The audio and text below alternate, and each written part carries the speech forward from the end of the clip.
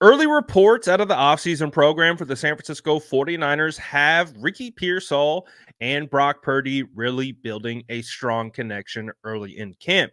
Because as we know, there's no Brandon Ayuk. And what we've heard out of these offseason programs is Ricky Pearsall is playing that X receiver position. He's also playing all three of the wide receiver positions, but he's filling in for Brandon Ayuk in his absence as that contract negotiation gets worked out. But because there's no Brandon Ayuk, that is creating a lot of opportunity for Ricky Pearsall out there on the field, and he is making the most of his opportunity. Now, with Ricky Pearsall, there was a lot of pushback, I guess you could say, on the pick of him at 31. A lot of people didn't really know how to interpret it in real time. Kind of felt like a reach. But I feel like the consensus was after you did a little bit more research, myself included, into who he actually is as a player, the vision was clear. You could see 100% how this guy was going to be a weapon for Kyle Shanahan and for Brock Purdy.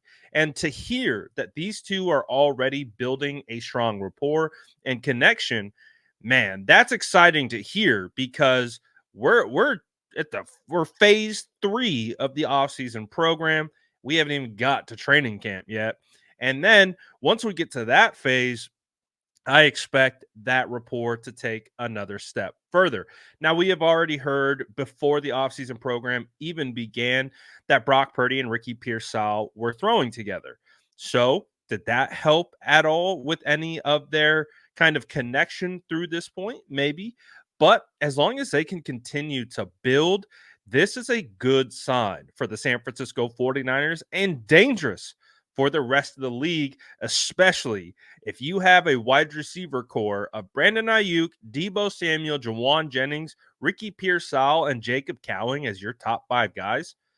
Be careful, guys. This could turn into a good situation for the San Francisco 49ers. This is what Kyle Shanahan had to say about Ricky Pearsall and what he's done so far in rookie minicamp and OTAs.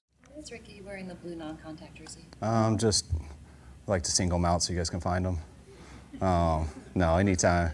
Yeah, he had a little soreness from a couple weeks ago, and when it's like that, we still want him in there, but it allows guys to avoid him as much as possible. He's been prolific in the practices that we've watched. I mean, what is your early assessment on how he's doing? I mean, I wouldn't say prolific, but maybe I don't understand that word very well. I think, yeah, he's doing a good job. I mean, he's got really good hands, so he always catches it. I mean, rarely he's going to have a drop. We're getting him a lot of reps. He's getting a lot of different routes, trying all the positions, and I've been really impressed with how he started off. I like how Kyle Shanahan was like, well, let's not say prolific just yet. But the point being is that he looks good and he looks good, depending on who you talk to. I would say the consensus out of, rookie minicamp and OTAs and mandatory minicamp have been that Ricky Pearsall looks really good. And I tend to believe that's going to be the case because one, you can see the skill set that he had on tape in college. It was very evident really early on. If you need one game to just really get a strong feel for what Ricky Pearsall could do on a football field, go check out the LSU tape. It was phenomenal. He did it in so many different types of ways. He did it as a blocker. He did it as a receiver downfield. He did it in the short to intermediate. Bro showed off his routes. I mean, this guy's got hands. So Ricky is a guy that I think 49er fans are going to be really happy about once the season progresses. Now, there is an element to this is how much is he going to be integrated into the offense? We've seen in the past that rookie wide receivers typically come on pretty slow with the San Francisco 49ers. And the one instance where we had a rookie wide receiver come on pretty quickly was Brandon Ayuk in his rookie year, but that was the COVID year. And even Kyle Shanahan talked about, we just didn't have a lot of depth at the position. And so Ayuk was forced to play a lot of snaps early on in his career. And so we'll see what the situation is with Ricky because there's no necessarily need for forcing Ricky to be on the field when you have the top 3 wide receivers projected to be ahead of him. But what is going to come of this offense? Is this offense going to be a little more passing centric? Do you think they're going to adjust the type of scheme that they typically have ran in the past? Kyle Shanahan has absolutely evolved his scheme throughout his tenure with the San Francisco 49ers. So there's no saying why not do it again? Why not continue to develop and spread out the defense by going 3-by-1 or 2-by-2 and getting more than 2 wide receivers on the field, and you can really strain and spread the defense across the width of the field, which ultimately will open up more running lanes for guys like Christian McCaffrey. So you can be a true dual threat offense of any play could literally be potentially a run pass option where you could check in, you could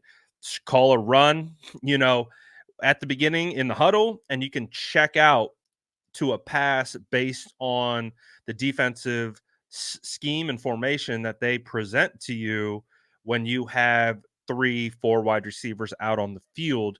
And you can get really creative. I mean, you can have when you're spread out like that, you can have really wide splits as an offensive lineman to again spread out the defensive line, which creates larger running lanes. So there's an element here that I'm really excited about, not only for Ricky Pearsall, but just like what is the offense going to look like with all of these weapons. And we know Kyle Shanahan is extremely creative in being able to develop and, scheme things open.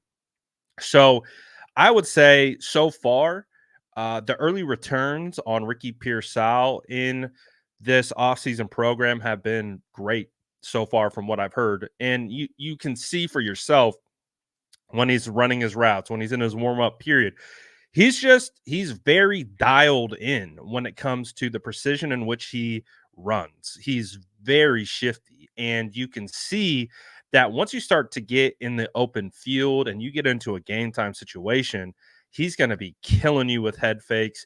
He's going to be killing you with hezzies, and he is going to be able to get himself open. And for any of those people who can continue to just harp on the fact that, oh, he struggles to get off press man.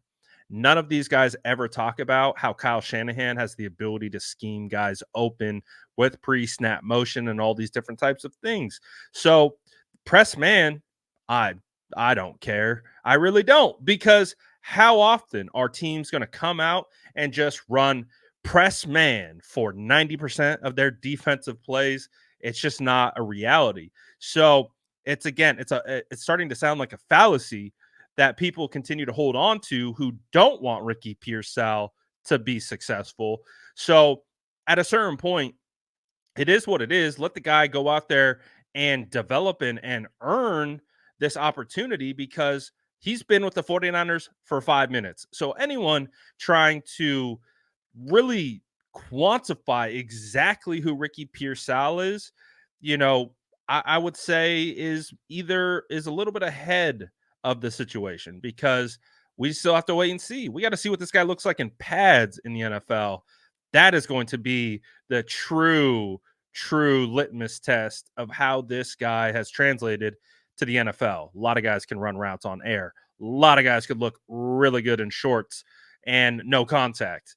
Especially, you heard Kyle Shanahan talking about his no contact jersey. Like you can't even touch him right now. And they're not supposed to in this time period anyways. So I think as we continue to build the case, again, evaluation should be body of work.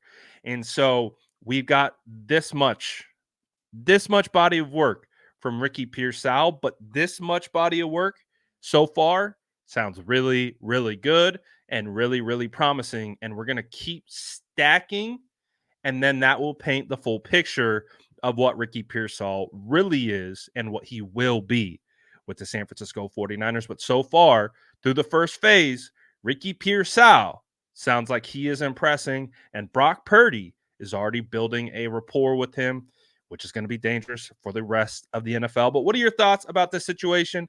Let me know in the comments below. And as always, make sure to like and subscribe for more updates.